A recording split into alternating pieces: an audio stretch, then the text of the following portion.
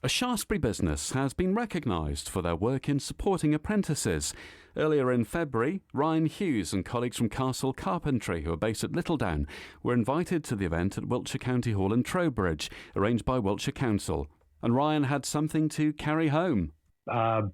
Business Apprentice Award, basically, I think, for producing good quality apprentices.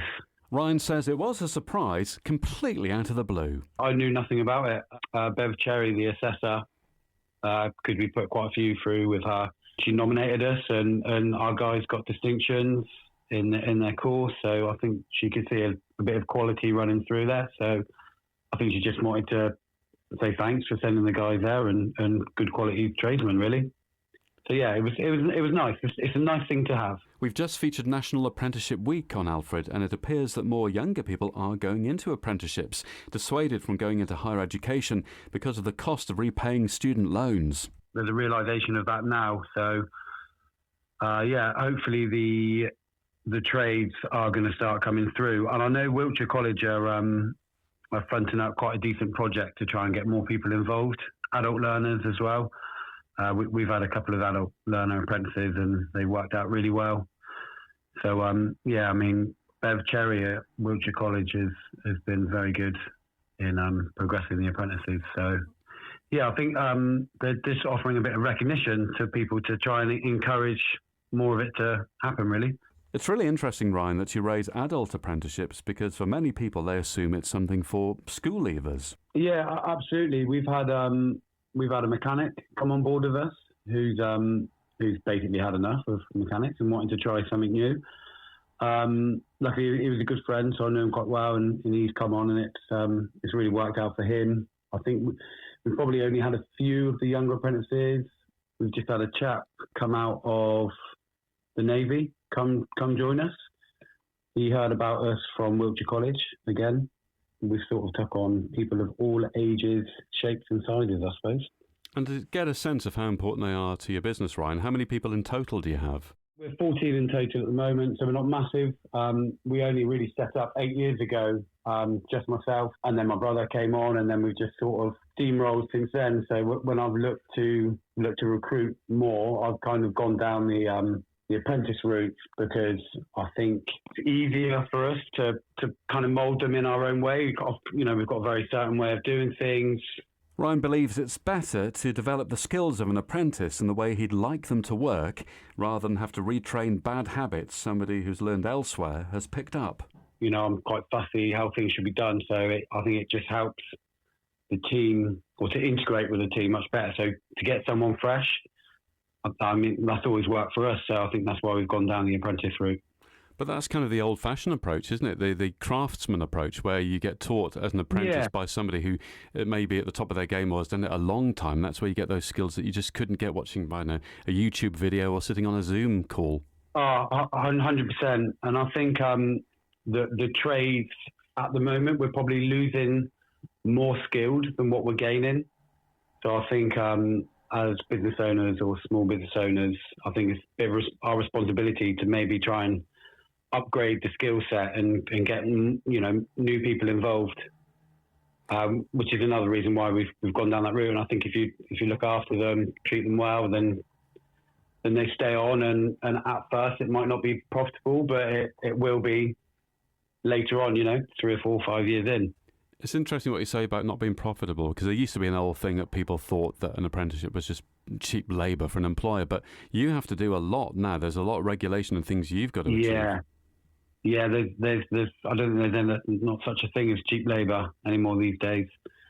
I don't know, things like national insurance going up and minimum wage going up and everything else, which is fine. You deal with it, but it's a bit. I think it's tougher to make it work, maybe a little bit. So, construction companies are certainly feeling the pinch, I think, at the moment. So to get in slightly cheaper labour to mould to your own ideal, I think, is what's working for us at the moment anyway. Ryan says he likes his apprentices to understand the whole picture. We like to get them to do all aspects because as a carpenter, you've got to work with every trade. So they might help out the brickie now and again, but very, very that's a rare thing, but I think it's important for them just to see what the other trades need to do. Mainly they will shadow one of our skilled guys, and they'll just work together for however long until they're ready to maybe take on a smaller project themselves. So, and generally the skilled guys that we have on has also, learned from me, and then everyone's learned from each other. So everyone kind of works in the same way. Everyone's heading in the same direction. Ryan says it takes time for an apprentice to gain those skills, and then they can decide how far they take it. Qualified 2 years. They can go on and do another year, level 3, if they want to, which one of our guys is at the moment. So that's 3 years. Really know what you're doing. You probably want 5 years. Ryan's an advocate for apprenticeships because he started as an apprentice under his dad, Michael. I learned from my father, so I was very lucky 20 odd years ago now. So yeah, I had one of the true skilled tradesmen. Just where we are, is it more important to get an apprentice here? Is it hard getting labour because we're in a rural area with fewer people within a short drive? Do you know, I would say that was true a few years ago. That there was definitely a shortage of skilled work. I think maybe in the last few years, it's a little bit quieter out there. It always is in January anyway. Things are picking up. It probably is hard to get a skilled tradesman, yeah. And now Castle is Workplace Employer of the Year in the medium category. Ryan expects he'll be inundated with enquiries. Don't be disappointed if it's a no. At the moment, there's no space. We have 3 apprentices at the moment, so we are full at the minute. The win provides great profile for Castle Carpentry, and you're more likely to notice them now as you drive past north of Shaftesbury. Yeah, Littledown, we've got a fairly chunky unit up there. We were at Melbury Business Park before, and we've just moved last year over to Littledown. New site, lots of work to do there to get some offices in and everything else. But yeah, Littledown is where we're based. We generally work anywhere within an hour radius. Another Shaftesbury area winner, Ryan Hughes of Littledown-based Castle Carpentry. And if you've done well in your business, if you're proud of an award, you've signed an impressive deal, you're expanding, we'd love to talk to you about your successes here on Alfred, Shaftesbury's community radio. We always love shining a light on local successes. Get in touch, hello@thisisalfred.com. And if you have a mantelpiece ready to put trophies on, or a glass cabinet next week, you could perhaps start filling it. We'll hear from Nigel Reeve from the Shaftesbury Business Awards. They're once again open for nominations. If you go to their website, just Google Shaftesbury Business Awards, you'll find the site. It's free to enter.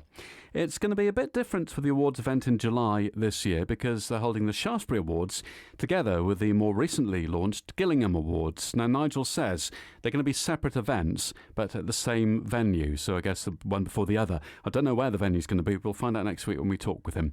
But you can find out more if you go to the Shaftesbury Business Awards and start thinking about the category that would perhaps best fit your business. Some businesses know that if they want to get a mention for a job vacancy, it doesn't cost you a penny to get it featured on Alfred. We'll put it on the radio, our social media, our podcast as well. If you're looking for work, there's a Sunday lunchtime helper needed at the Crown Inn in East Stour. Kieran wants somebody who can perform basic duties, washing up and helping prepare desserts and supporting the other kitchen staff. If that's you, get in touch with him. You can email crowneaststour@gmail.com. That's his preferred way of you getting in touch.